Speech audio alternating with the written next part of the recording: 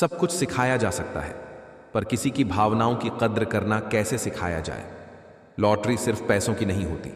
सही इंसान का मिलना भी किसी लॉटरी से कम नहीं होता। ख्वाहिश यह है कि परिंदा हो जाऊं, बस जरूरतें पंख काटना बंद कर दें।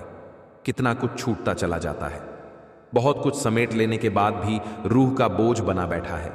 कुछ ख्वाब टूटते भी नहीं, छूटते भी नहीं। दुनिया में बेवजह याद करने या बात करने वालों की प्रजाति विलुप्त होती जा रही है। गिरे हुए लोगों को आप उठाना चाहते हैं, लेकिन वह तभी संभव है जब उनमें भी उठने की चाहत हो। छाते और दिमाग की उपयोगिता तभी है जब दोनों खुले हों, अन्यथा दोनों हमारे लिए बोझ ही हैं। समझदार दूसरों की नहीं, अपनी निगाहों में बनिए। कुपोषण हर जगह है, कहीं आहार कम है, कहीं संस्कार। फूलों की पोशाक के पीछे खंजर भी हो सकता है। तुमने जिसको देखा है वह हटकर भी हो सकता है। तुम जिसके किरदार पर अक्सर हंसी उड़ाते हो, वह अपने किरदार में तुमसे बेहतर भी हो सकता है। 3 बेहतरीन सलाम। सोचो मत, शुरुआत करो। वादा मत करो, साबित करो। बताओ मत, करके दिखाओ। पृथ्वी पर कोई भी ऐसा व्यक्ति नहीं है जिसकी समस्या न हो, और पृथ्वी पर कोई ऐसी समस्या नहीं है जिसका कोई समाधान न हो। आने वाले खूबसूरत कल की खातिर बीते हुए कल को दफनाना होगा। कहते हैं काला रंग अशुभ होता है, पर स्कूल का वह ब्लैक बोर्ड लोगों की जिंदगी बदल देता है। जितना बदल सकते थे, खुद को बदल लिया। अब जिसे शिकायत है वह अपना रास्ता बदले। अपनी जुबान से किसी की बुराई मत करो, क्योंकि बुराइयां आप में भी हैं और जुबान दूसरों के पास भी है। पहले लोगों को आजमाना चाहिए, फिर भरोसा करना चाहिए। धर्म चाहे जो भी हो, अच्छे इंसान बनो। हिसाब हमारे कर्म का होगा, धर्म का नहीं। सिर्फ दिखावे के लिए अच्छा होना शायद बुरा होने से भी बुरा है। शिकायतें और जिद करने का फायदा वहीं है जहां सुनवाई हो। अहंकार बहुत भूखा होता है और इसकी सबसे मनपसंद खुराक है रिश्ते। जिंदगी के रथ में लगाम बहुत है, अपनों के अपनों पर इल्जाम बहुत है। ये शिकायतों का दौर देखा है तो ठहर सा जाता हूं। लगता है उम्र कम है और इम्तिहान बहुत है। सहयोग बहुत महंगी चीज है। हर किसी से इसकी उम्मीद मत रखो, क्योंकि बहुत कम लोग ही दिल के अमीर होते हैं। किसी ने घड़े से पूछा, तुम इतने ठंडे क्यों हो? घड़े ने उत्तर दिया, जिसका अतीत भी मिट्टी और भविष्य भी मिट्टी, उसे किस बात पर गर्मी होगी? वक्त रहते संभल जाओ, नहीं तो वक्त को गिराना बड़े अच्छे से आता है। स्वर्ग में सब है, मौत नहीं। गीता में सब है, झूठ नहीं। दुनिया में सब है, पर किसी को शांति नहीं। आजकल इंसानों में सब है, पर धीरज नहीं। इंसान की सोच अगर तंग हो जाए तो यह खूबसूरत जिंदगी भी एक जंग हो जाती है। जिंदगी में 3 चीजें बहुत उलझी होती हैं, दिल, दिमाग और तकदीर। दिल कुछ चाहता है, दिमाग उसे पाने का रास्ता खोजता है, और फिर होता वही है जो तकदीर में लिखा होता है। कभी कभी खुशखबरी अपने तक ही रखनी चाहिए, क्योंकि हर कोई उस खुशखबरी से खुश नहीं होता। पानी और वाणी दोनों में हमारी छवि नजर आती है। पानी स्वच्छ हो तो चित्र नजर आता है, और वाणी मधुर हो तो चरित्र नजर आता है। 2 पल का सुकून बंद आंखों की बंदगी में मिल जाता है, वरना थोड़ा थोड़ा परेशान तो हर शख्स अपनी जिंदगी में है। आप जितनी संजीदगी से रिश्ते निभाओगे, लोग उतनी ही शिद्दत से आपका दिल दुखाएंगे। जीवन में सबसे कठिन काम है आसानी से जीना। जिसने जिंदगी दी है उसका साया भी नजर नहीं आता। यूं तो झोलियां भर जाती हैं, मगर देने वाला नजर नहीं आता। उनकी परवाह मत करो। जिनका विश्वास वक्त के साथ बदल जाए, परवाह सदा उनकी करो। जिनका विश्वास आप पर तब भी बना रहे जब आपका वक्त बदल जाए। सुख और दुख जीवन की बगिया के 2 पौधे हैं, और मनुष्य स्वयं उसका माली। तेरा मेरा, छोटा बड़ा, अपना पराया मन से मिटा दो, फिर सब तुम्हारा है और तुम सबके हो। कहाँ मिलेंगे लोग मन के मुताबिक? कुछ हमें भी ढलना पड़ता है उनके मुताबिक। अपने पास मौजूद 3 शक्तिशाली साधनों को कभी मत भूलो, प्रेम, प्रार्थना और क्षमा। जिम्मेदारी रास्ते खोजती है और गैर जिम्मेदारी बहाने बनाती है। मनुष्य अगर स्वाद छोड़ दे तो शरीर को फायदा, विवाद छोड़ दे तो संबंधों को फायदा, और व्यर्थ की चिंता छोड़ दे तो जीवन को फायदा। पूरे ब्रह्मांड में जुबान ही एक ऐसी चीज है जहां जहर और अमृत दोनों एक साथ रहते हैं। सच्चा रिश्ता एक अच्छी पुस्तक जैसा होता है, कितनी भी पुरानी हो जाए शब्द नहीं बदलते। सुख तो सुबह के जैसा होता है, मांगने से नहीं जागने से मिलता है। अपने अंदर के बच्चे को हमेशा जिंदा रखो साहब, क्योंकि हद से ज्यादा समझदारी जीवन को बेरंग कर देती है। हिसाब रखा करो, आजकल लोग बड़ी जल्दी पूछ लेते हैं, तुमने मेरे लिए किया ही क्या है? अच्छे संस्कार तो माँ बाप से मिलते हैं, महंगे स्कूल तो केवल शिक्षा दे सकते हैं। बड़े बुजुर्ग कहते हैं, गरीब व्यक्ति की हाय और दोगले व्यक्ति की राय कभी नहीं लेनी चाहिए। लोग कहते हैं कलयुग आ गया है, पर लाया कौन? स्त्री ने अपनी शर्म भुला दी, पुरुष ने अपने संस्कार और इंसान ने अपनी इंसानियत। सौभाग्य से जो प्राप्त होता है उसे 7 पीढ़ियां भोगती हैं, और जो छीनकर हासिल किया जाता है उसे 7 पीढ़ियां भुगतती हैं। हमारी खामोशी को हमारा घमंड मत समझना। कुछ ठोकरें ऐसी खाई हैं कि अब बोलने का मन नहीं करता। समय समय पर खुद को अपडेट करते रहो, वरना आप जल्द ही आउट ऑफ डेट हो जाओगे। जरूरत, शोहरत, विश्वास और रिश्ते, ये सब एक कागज के गुलाम हैं जिसे हम पैसा कहते हैं। कभी कभी तो हम खुद भी नहीं समझ पाते कि टूटने के बाद भी हम कैसे जुड़ पाए, बिखरने के बाद भी कैसे संवर गए। और जब कोई वजह समझ नहीं आती, तब यही समझो कि कोई अदृश्य शक्ति है जो हर पल तुम्हें थामे हुए है। आज तुम सांस ले पा रहे हो, सोच पा रहे हो, लिख पा रहे हो, जी पा रहे हो। क्या यह तुम्हारे अपने बस का है? नहीं, यह तो वही ईश्वर है जो अब तक तुम्हें संभालता आया है। तो फिर सवाल यह है, क्या वह अब तुम्हारा साथ छोड़ देगा? सोचो, जब तुम सबसे कमजोर थे, बिल्कुल अकेले थे, आंसुओं में डूबे थे, तब उसने तुम्हें नहीं छोड़ा। तो अब जब तुम और मजबूत हो गए हो, अनुभवों से भर गए हो, थोड़ी समझ बढ़ गई है, तो क्या वह तुम्हें छोड़ देगा? नहीं। ईश्वर का प्रेम कोई सौदा नहीं, कोई तात्कालिक समझौता नहीं। वह एक निरंतर बहने वाली धारा है, शाश्वत, अनंत और असीम। यह धारा तुम्हारे विश्वास से और गहरी होती है। समस्या यह है कि इंसान अक्सर ईश्वर को इंसानों की तरह सोचता है। हम मान लेते हैं कि अब शायद ईश्वर थक गए होंगे, अब शायद वे मेरी मदद नहीं करेंगे, अब शायद मैं योग्य नहीं रहा। हम अपने ही मन से यह भ्रम रच लेते हैं कि ईश्वर कहीं दूर हो गए हैं।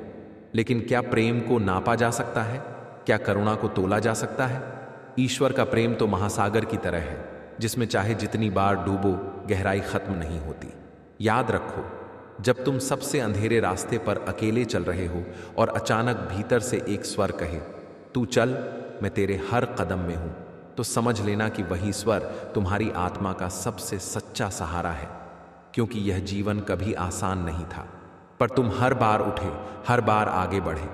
यह सफर तुम्हारा नहीं, उस अदृश्य करुणा का है जिसने तुम्हें हर तूफान के बीच संभाला।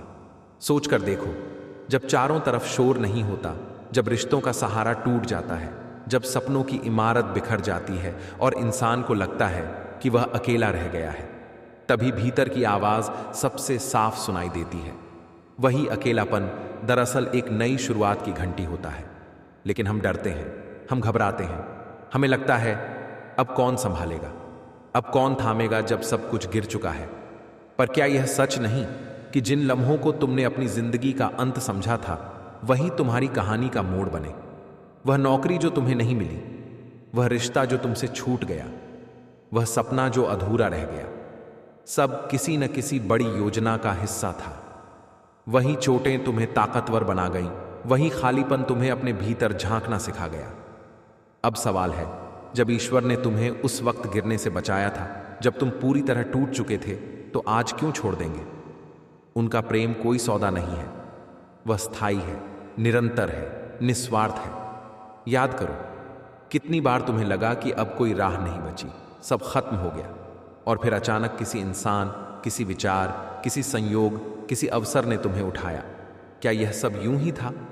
नहीं, यह उस अदृश्य करुणा का परिणाम था। उसे तुम चाहे ईश्वर कहो, शक्ति कहो, परमात्मा कहो, या बस एक अनंत प्रेम, पर वह है और हर बार तुम्हें थामता है।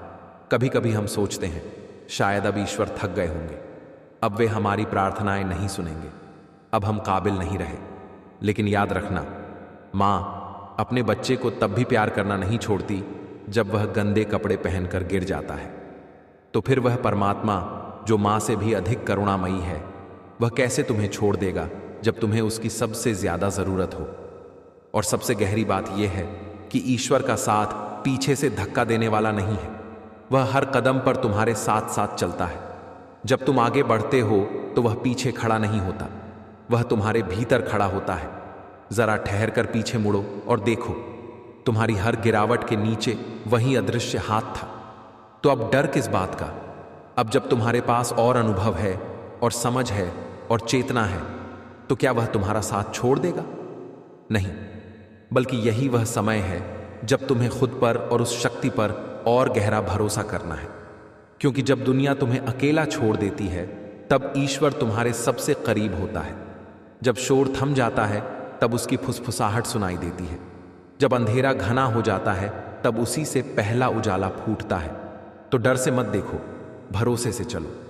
मत सोचो कि भविष्य अंधकारमय है, सोचो कि वहां भी वही अदृश्य हाथ तुम्हारा इंतजार कर रहा है। अकेलापन, हर किसी को कभी ना कभी अकेलापन छूता है। मनुष्य सोचता है कि अकेला होना कमजोरी है, पर वास्तव में अकेला रहना सबसे बड़ी ताकत है। जब तुम अकेले होते हो, तभी तुम्हें असली पहचान मिलती है कि तुम्हारे साथ कौन है। और जब यह एहसास हो जाता है कि चारों तरफ कोई नहीं है, तब हृदय की गहराइयों से एक आवाज आती है। वह आवाज है कृष्ण की। कृष्ण हमेशा से यही सिखाते रहे हैं कि अकेलापन डरने की चीज नहीं, बल्कि आत्मा से मिलने का द्वार है। जब तक तुम दूसरों पर निर्भर रहोगे, जब तक तुम भीड़ में अपनी पहचान खोजते रहोगे, तब तक तुम कभी कृष्ण का साथ महसूस नहीं कर पाओगे। पर जिस दिन तुमने अकेले रहना सीख लिया, उसी दिन तुम्हारा हर श्वास, हर धड़कन और हर भाव कृष्ण से जुड़ जाएगा। सोचो जरा, जब अर्जुन कुरुक्षेत्र के मैदान में खड़ा था, उसके सामने रिश्तेदार, भाई, गुरु सब थे, फिर भी वह अकेला था। उसका मन कांप रहा था, उसके हाथ तीर धनुष छोड़ना चाहते थे। लेकिन उसी अकेलेपन में, उसी असहाय अवस्था में जब किसी ने उसका साथ नहीं दिया, तब कृष्ण उसके सारथी बनकर खड़े हो गए। यही तो सच्चाई है। दुनिया के लोग चाहे सब छूट जाए, पर अगर तुम अकेलेपन को स्वीकार कर लो, तो कृष्ण तुम्हारे जीवन के सारथी बन जाते हैं। लोग कहते हैं कि अकेलापन दुख देता है। हाँ, शुरुआत में यह चुभता है, लेकिन क्या तुमने कभी सोचा कि वह चुभन ही तो तुम्हें कृष्ण की ओर खींचती है? अगर लोग हमेशा तुम्हारे साथ रहेंगे, तो तुम्हें उनकी आदत लग जाएगी, फिर तुम उन्हें ही ईश्वर मान लोगे। लेकिन जब लोग छूट जाते हैं, रिश्ते दूर हो जाते हैं, जब कोई अपना भी समझ में नहीं आता, तब तुम्हारा मन पुकारता है, हे कृष्ण, अब तो तुम ही हो। और यहीं से जीवन का असली रूपांतरण शुरू होता है।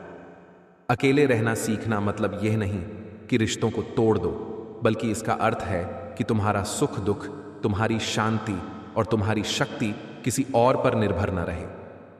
जैसे समुद्र अकेला है, पर उसमें सारी नदियां आकर मिलती हैं, वैसे ही तुम अकेले रहो, पर तुम्हारे भीतर इतनी शांति और विश्वास हो कि लोग तुम्हारे पास आकर सुकून पाएं। कृष्ण कहते हैं, मनुष्य अकेले जन्म लेता है और अकेले ही मृत्यु के द्वार से गुजरता है। फिर बीच के सफर में वह दूसरों पर इतना निर्भर क्यों हो जाता है? यही निर्भरता तो तुम्हें कमजोर बनाती है। अकेलापन कोई सज्जा नहीं, यह आत्मा की शक्ति का परिचय है। अगर तुम अकेले हो और तुम्हें डर नहीं लगता बल्कि सुकून मिलता है, तो समझ लो कृष्ण तुम्हारे पास बैठे हैं। जब तुम्हें अकेले में भी कोई कमी महसूस न हो, बल्कि भीतर एक संगीत बजे, तो समझ लो वह बांसुरी की धुन है। कृष्ण का साथ किसी भीड़ में नहीं, बल्कि तुम्हारे हृदय के गहरे मौन में मिलता है। सोचो, भीड़ के बीच तुम कितने अकेले होते हो। कितनी बार लोग तुम्हारे आसपास होते हैं, फिर भी दिल खाली लगता है। और कई बार तुम सचमुच अकेले होते हो, पर दिल इतना भरा हुआ होता है मानो कोई हर पल तुम्हारे साथ है। यही तो कृष्ण का अनुभव है।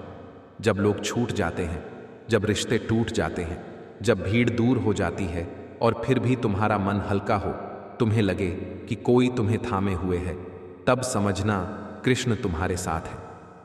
अकेलापन तुम्हें सिखाता है कि असली शक्ति बाहर नहीं, भीतर है। अगर तुम भीतर से मजबूत हो गए, तो फिर कोई रिश्ता टूट जाए, कोई तुम्हें छोड़ दे, कोई अपमान कर दे, तुम कभी नहीं टूटोगे, क्योंकि तुम्हें पता है तुम्हारे साथ कृष्ण है। और जब कृष्ण साथ हों, तो कोई भी हार स्थायी नहीं होती, कोई भी अंधेरा स्थायी नहीं होता। इसलिए डरना मत, भागना मत, शिकायत मत करना। अकेलापन कोई दुख नहीं, यह तो ईश्वर का उपहार है।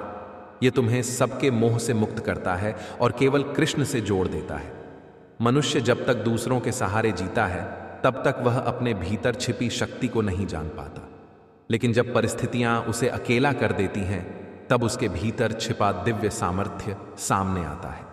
यही कारण है कि कृष्ण चाहते हैं कि तुम अकेलापन स्वीकार करो, क्योंकि उसी में तुम्हें अपनी पहचान और उनका साथ मिलेगा। अकेला रहना सीखना मतलब यह नहीं कि तुम दुनिया से नफरत करने लगो, बल्कि इसका अर्थ है कि तुम अपनी खुशी, अपनी शांति, अपना आत्मबल दूसरों पर निर्भर न करो। लोग आएंगे, लोग जाएंगे, पर तुम्हारा आत्मविश्वास और तुम्हारा ईश्वर से संबंध कभी टूटना नहीं चाहिए। कृष्ण कहते हैं, जो साधक भीड़ में भी शांत है और एकांत में भी पूर्ण है, वही मेरे सबसे निकट है। सोचो जरा, जब गोकुल में गोपियां कृष्ण के प्रेम में डूबी रहती थीं, तब भी कृष्ण अपने भीतर एकांत का आनंद लेते थे। मुरली की धुन उसी मौन से निकलती थी। उन्होंने कभी भीड़ से अपनी पहचान नहीं बनाई। वे तो अकेलेपन में भी आनंदमय थे और उसी आनंद से पूरा जगत खिंचकर उनके पास आता था। अगर तुम्हें भी कृष्ण का साथ महसूस करना है तो सबसे पहले अकेलापन अपनाओ। जब तुम अकेले हो तब अपने भीतर बैठो, आंखें बंद करो और देखो तुम्हारे हृदय में एक नीला प्रकाश फैल रहा है। वह प्रकाश धीरे धीरे तुम्हारे पूरे अस्तित्व को भर देता है। यही कृष्ण की उपस्थिति है। वे बाहर नहीं, वे तुम्हारे भीतर हैं, पर उन्हें सुनने के लिए तुम्हें मौन चाहिए, और मौन तभी आता है जब तुम अकेले रहना सीखते हो। कभी कभी रिश्ते टूटते हैं, दोस्त धोखा देते हैं, परिवार समझ नहीं पाता।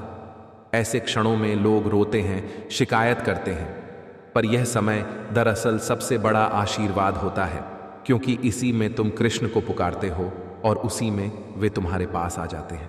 याद रखो, कृष्ण तक पहुंचने का सबसे आसान रास्ता है अकेलापन। भीड़ तुम्हें सिर्फ शोर देती है, पर अकेलापन तुम्हें संगीत सुनाता है। शोर बाहर का होता है और संगीत भीतर का। जब तक तुम भीड़ में रहकर अपने को व्यस्त रखोगे, तब तक तुम भीतर के कृष्ण को नहीं सुन पाओगे। लेकिन जिस दिन तुम अकेले होकर अपने दिल की धड़कनों को सुनोगे, उस दिन तुम्हें बांसुरी की मधुर ध्वनि सुनाई देगी। यही वह क्षण है जब तुम समझोगे कि कृष्ण तुम्हारे पास है। लोगों का स्वभाव है आना जाना। कभी कोई साथ देगा, कभी कोई छोड़ देगा। अगर तुम हर बार किसी के जाने पर टूट जाओगे तो तुम अपनी आत्मा को कमजोर कर लोगे। लेकिन अगर तुम अकेले रहकर भी मुस्कुराना सीख जाओ तो तुम्हारी मुस्कान में कृष्ण का दर्शन होगा। याद रखो, कृष्ण ने कभी भी किसी को यह नहीं कहा कि हमेशा भीड़ में रहो। उन्होंने तो गीता में यही कहा है कि योगी वही है जो एकांत में बैठकर आत्मा का चिंतन करता है। अकेला रहना कोई मजबूरी नहीं, यह तो सबसे ऊंचा साधन है। कभी जीवन में ऐसा समय आता है जब सब कुछ छीन जाता है, नौकरी, धन, रिश्ते सब बिखर जाते हैं। उस समय लोग सोचते हैं कि अब जीवन खत्म हो गया, पर वास्तव में वही समय है जब तुम सच्चे कृष्ण भक्त बन सकते हो। क्योंकि जब कुछ नहीं बचता तब केवल कृष्ण ही बचते हैं। और जब तुम यह अनुभव कर लेते हो तब तुम्हें समझ आता है कि असली सहारा वही है। अकेलापन तुम्हें डराता नहीं है, वह तुम्हें तैयार करता है। वह तुम्हें सिखाता है कि तुम्हारी असली शक्ति दूसरों पर नहीं, बल्कि तुम्हारे भीतर सोए हुए कृष्ण पर है। जिस दिन तुम यह सीख गए, उस दिन कोई भी दुख तुम्हें तोड़ नहीं पाएगा। मनुष्य अक्सर अकेलेपन को शाप समझता है, लेकिन वास्तव में यह वरदान है। वरदान इसलिए क्योंकि अकेले रहना तुम्हें उस जगह पहुंचाता है जहां से तुम कृष्ण का अनुभव कर सकते हो। जब भीड़ तुम्हारे चारों ओर होती है तब तुम्हारे कान दुनिया की आवाजों से भर जाते हैं, लेकिन जब तुम अकेले होते हो तब तुम्हें वह नाद सुनाई देता है जो अनादिकाल से गूंज रहा है। वह है कृष्ण की बांसुरी। कभी सोचा है क्यों संत और आर्षी जंगलों में जाकर तपस्या करते थे? क्यों वे महलों और नगरों की भीड़ से दूर एकांत चुनते थे? क्योंकि उन्हें पता था कि जब तक मनुष्य अकेलापन नहीं अपनाता तब तक वह ईश्वर की निकटता का अनुभव नहीं कर सकता। भीड़ में मन बहल सकता है, पर आत्मा कभी नहीं जाग सकती। आत्मा का जागरण तो तभी होता है जब सब चुप हो और सिर्फ भीतर का कृष्ण बोल रहा हो। अकेले रहना सीखो, क्योंकि यही तुम्हें निर्भय बनाता है। जब तुम अकेले हो और डरते नहीं हो बल्कि सुकून पाते हो, तो इसका मतलब है कि तुम्हारा हृदय कृष्ण से भर गया है। अकेले रहना वह कला है जो तुम्हें दूसरों से आजाद करती है। लोग आए या जाए, तुम्हारी शांति उनसे जुड़ी नहीं रहती, वह शांति कृष्ण से जुड़ जाती है। याद रखो, जब तुम अकेले होते हो तब तुम्हें सबसे ज्यादा परीक्षा देनी पड़ती है। अकेलापन परीक्षा का समय है। जो इसे सहन कर लेता है वही ईश्वर की कृपा का पात्र बनता है। सोचो, मीरा अकेली थी, परिवार ने त्याग दिया था, समाज ने उपहास किया, पर उनके हर आंसू में, हर तड़प में, हर गीत में कृष्ण साथ थे। अकेलेपन ने ही मीरा को भक्तों की रानी बना दिया। अगर उनके चारों ओर लोग होते, सहारा होता, तो शायद वे कभी कृष्ण में पूरी तरह लीन न हो पाती। याद रखो, जब तुम अकेले होते हो तब तुम्हें सबसे ज्यादा परीक्षा देनी पड़ती है। अकेलापन परीक्षा का समय है। जो इसे सहन कर लेता है वही कृपा का पात्र बनता है। सोचो, मीरा अकेली थी, परिवार ने त्याग दिया, समाज ने उपहास किया, पर उनके हर आंसू, हर तड़प और हर गीत में कृष्ण साथ थे। अकेलेपन ने ही उन्हें भक्तों की रानी बना दिया। अकेला रहना सीखने का मतलब है अपने आप से दोस्ती करना। जब तुम अपने भीतर की आवाजें सुनना शुरू कर दोगे तो बाहरी शोर फीका पड़ जाएगा। धीरे धीरे तुम्हें महसूस होगा कि तुम कभी सच में अकेले हो ही नहीं। कोई अदृश्य शक्ति, कोई दिव्य उपस्थिति तुम्हारे चारों ओर हमेशा रहती है, वही कृष्ण है। दुनिया के लोग तुम्हें समय समय पर धोखा देंगे, उम्मीदें तोड़ेंगे, लेकिन कृष्ण का साथ कभी टूटता नहीं। वे हर पल तुम्हारे साथ हैं, पर शर्त यही है कि तुम अकेलेपन से भागो मत। अगर तुम अकेलेपन से डरकर दूसरों के पीछे भागते रहोगे तो कृष्ण की आवाज सुन नहीं पाओगे। अकेले रहना तुम्हें आत्मनिर्भर बनाता है। जैसे एक पेड़ अकेला खड़ा रहता है, आंधियां आती हैं, तूफान आते हैं, पर वह अपनी जड़ों से मजबूती पाता है। वैसे ही तुम्हें भी अपनी जड़ों से जुड़ना होगा, और तुम्हारी जड़ें हैं श्रद्धा और विश्वास। श्रद्धा तुम्हें कृष्ण तक ले जाती है और विश्वास तुम्हें उनके साथ खड़ा रखता है। सोचो जरा, जब द्रौपदी अकेली पड़ी थी सभा में, सब रिश्तेदार मौन थे, कोई मदद नहीं कर रहा था। उसी अकेलेपन में उसने दोनों हाथ उठाकर पुकारा, हे कृष्ण, अब तुम ही मेरा सहारा हो। और उसी क्षण कृष्ण दौड़े चले आए। यही रहस्य है, जब तुम अकेले रहना सीखते हो और उस अकेलेपन में कृष्ण को पुकारते हो तो वे कभी देर नहीं करते। इसलिए जीवन का यह सिद्धांत बना लो, लोगों पर निर्भर मत रहो, किसी से उम्मीद मत रखो। अगर कोई साथ है तो अच्छा है, अगर नहीं है तो और भी अच्छा है, क्योंकि तब तुम कृष्ण का साथ महसूस करोगे।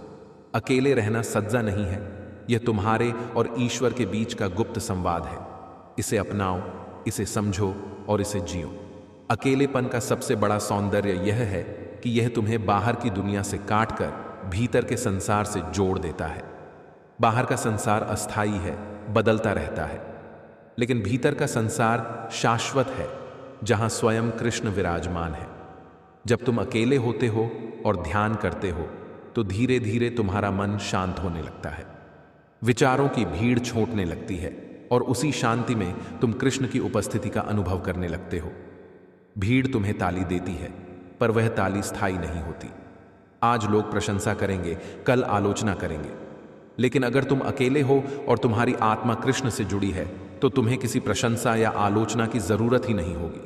तुम्हें भीतर से ही संतोष मिलेगा, और यही संतोष ही असली संपत्ति है। याद रखो, जब तुम अकेले रहना सीख जाओगे तब किसी का भी त्याग तुम्हें दुखी नहीं करेगा, क्योंकि तुम्हें पता होगा कि जिसने भी साथ छोड़ा उसने केवल बाहरी स्तर पर छोड़ा है। भीतर तो कोई भी तुम्हारे साथ नहीं था, भीतर हमेशा से केवल कृष्ण थे और हमेशा रहेंगे। यही जीवन का परम सत्य है। जब तुम अकेले होते हो तब तुम्हें अपने भीतर की आवाज सुनने का समय मिलता है, और वह आवाज अक्सर वही होती है जो तुम्हें सही दिशा दिखाती है। कई बार जीवन में हम गलत फैसले इसलिए ले लेते हैं क्योंकि हम भीड़ के दबाव में आ जाते हैं, लेकिन जो अकेला होता है और अकेले में भी शांत रह सकता है, वही अपने जीवन के फैसले सही कर पाता है, क्योंकि उसके निर्णय पर किसी और की छाया नहीं होती, सिर्फ ईश्वर का मार्गदर्शन होता है। सोचो, भीम, नकुल, सहदेव सब अर्जुन के साथ थे, पर गीता का उपदेश सिर्फ अर्जुन को मिला। क्यों? क्योंकि उस क्षण अर्जुन अकेला था। किसी ने उसकी शंका का समाधान नहीं किया, कोई उसका मार्गदर्शक नहीं बना। जब सब मौन थे तब कृष्ण ने अपने ज्ञान का दीपक जलाया। अगर अर्जुन अकेला न होता, अगर हर कोई बोल रहा होता, तो क्या गीता प्रकट हो पाती? कभी नहीं। गीता का जन्म ही अर्जुन के अकेलेपन से हुआ। अकेलापन तुम्हें ईश्वर के साथ गहराई से जोड़ देता है। मीरा हो, कबीर हो, तुलसी हो, सभी संतों ने इसी अकेलेपन को गले लगाया और कृष्ण का नाम अपना लिया। उनकी कविताओं में, उनके भजनों में, उनकी वाणी में वही प्रेम झलकता है जो अकेलेपन से उपजा है। अगर वे भीड़ में उलझे रहते तो क्या आज हम उनके शब्दों से प्रेरणा ले रहे होते? अकेला रहना मतलब यह नहीं कि तुम दुनिया से भाग जाओ, नहीं। इसका अर्थ है कि तुम भीतर से इतने संपूर्ण हो जाओ कि तुम्हें किसी बाहरी सहारे की जरूरत न रहे। फिर चाहे लोग साथ हों या न हों, तुम्हारा मन संतुलित रहेगा। यही तो कृष्ण योग है, जहां बाहर का असर भीतर की शांति को तोड़ नहीं पाता। लोग अक्सर कहते हैं, मुझे डर लगता है अकेले रहने से। पर क्या तुम जानते हो कि डर सिर्फ तब आता है जब तुम्हें विश्वास नहीं होता कि कृष्ण तुम्हारे साथ हैं? अगर तुम्हें पूरी श्रद्धा है कि वे हर पल तुम्हारे साथ हैं, तो तुम कभी अकेले नहीं महसूस करोगे, बल्कि अकेले रहकर भी तुम्हें लगेगा जैसे कोई तुम्हारे कंधे पर हाथ रखे है, कोई तुम्हारी रक्षा कर रहा है, कोई तुम्हें देख रहा है। दुनिया के सारे रिश्ते अस्थाई हैं। माता पिता, भाई बहन, मित्र, सबका साथ एक दिन छूट ही जाता है, पर कृष्ण का साथ कभी नहीं छूटता।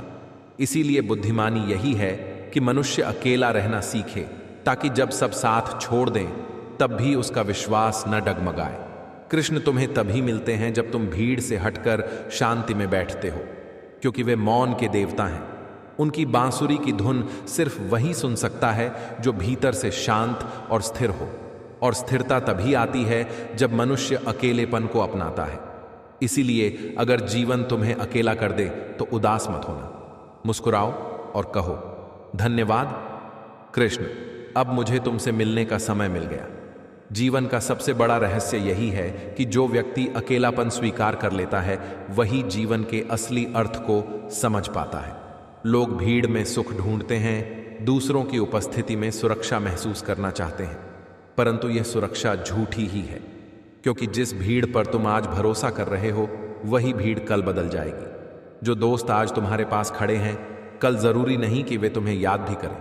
लेकिन अगर तुमने अकेले रहना सीख लिया तो तुम्हारा सहारा कभी नहीं टूटेगा, क्योंकि तुम्हारा सहारा होगा कृष्ण। कृष्ण का साथ महसूस करना कोई साधारण अनुभव नहीं है। यह तभी संभव होता है जब तुम्हारा मन शांत हो, जब तुम्हारे भीतर की हलचल थम जाए। और यह शांति तब आती है जब तुम अकेले बैठकर बिना किसी व्यवधान के अपने हृदय की धड़कनों को सुनते हो। उस धड़कन में, उस मौन में एक मधुर ध्वनि छिपी होती है, वही बांसुरी की धुन है। कभी यह मत सोचो कि अकेलेपन में तुम कमजोर हो गए हो, नहीं। सच तो यह है कि अकेलेपन में ही तुम्हारी असली ताकत प्रकट होती है। सोचो, महाभारत का युद्ध जीतने वाले पांडव 5 ही थे, जबकि कौरवों की सेना लाखों में थी। पांडव अकेले थे, पर उनका सहारा कृष्ण थे, और इसी वजह से वे विजय हुए। भीड़ जीत की गारंटी नहीं होती, बल्कि ईश्वर का साथ ही असली विजय दिलाता है। अकेलेपन का सबसे बड़ा लाभ यह है कि यह तुम्हें आत्मा से जोड़ देता है। जब तुम भीड़ में होते हो तो तुम्हारा ध्यान हमेशा दूसरों पर होता है। लोग मेरे बारे में क्या सोच रहे हैं, कौन मेरे साथ है, कौन मुझसे दूर जा रहा है। लेकिन जब तुम अकेले होते हो तो तुम्हारा ध्यान केवल अपने और अपने ईश्वर के बीच रह जाता है।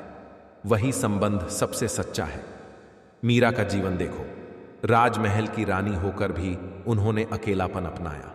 उन्होंने दुनिया की परवाह नहीं की, न पति की, न समाज की, न अपमान की, क्योंकि उनका हृदय कृष्ण से भर गया था।